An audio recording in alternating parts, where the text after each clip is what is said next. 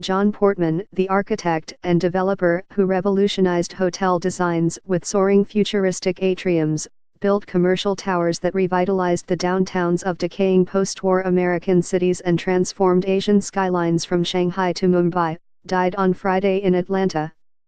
He was 93. Mr. Portman's family announced his death. No cause was given. One of the world's best-known and most influential architects, Mr. Portman, over a half-century, redefined urban landscapes in the United States.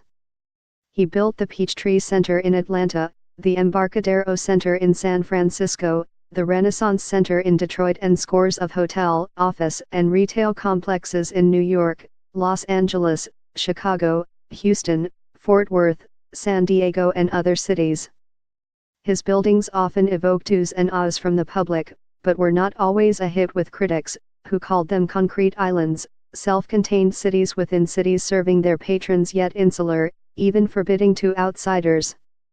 But by combining architectural talents with the savvy of a real estate entrepreneur, Mr. Portman was hugely successful and a rarity among contemporaries, both an artist and a tough businessman. In the 1960s and 70s, his signature hotels, skyscrapers with escarpment atriums, cantilevered balconies overlooking interiors big enough to contain the Statue of Liberty, whooshing glass elevators, waterfalls, hanging gardens, and revolving rooftop restaurants, offered thrilling antidotes to the standard lot of dreary hotel lobbies, claustrophobic box elevators, and shotgun corridors lined with cells for the inmates. An Atlanta maverick who defied architects' ethics codes by plunging into real estate development, Mr.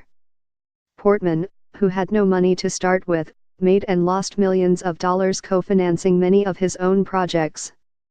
From the 1980s on, he designed and built hotels, retail marts, and office towers in China, South Korea, Singapore, Malaysia, and India, and more complexes in Europe, the Middle East, and the United States. As they proliferated in the United States, Mr.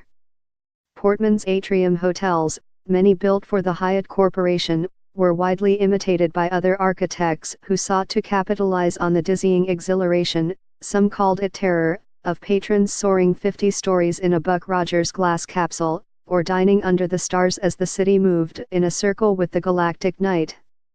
You did not even have to rent a room. There were setbacks for the atrium concept. The 40-story Hyatt Regency Kansas City, designed by 3 local architects with an atrium imitating Mr.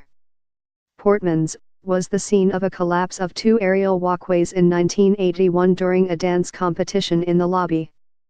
The collapse killed 114 people and injured 216 others in one of the nation's deadliest structural failures.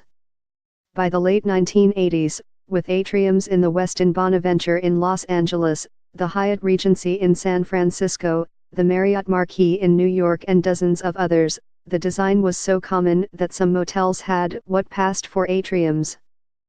Travelers were no longer impressed, and critics said Mr.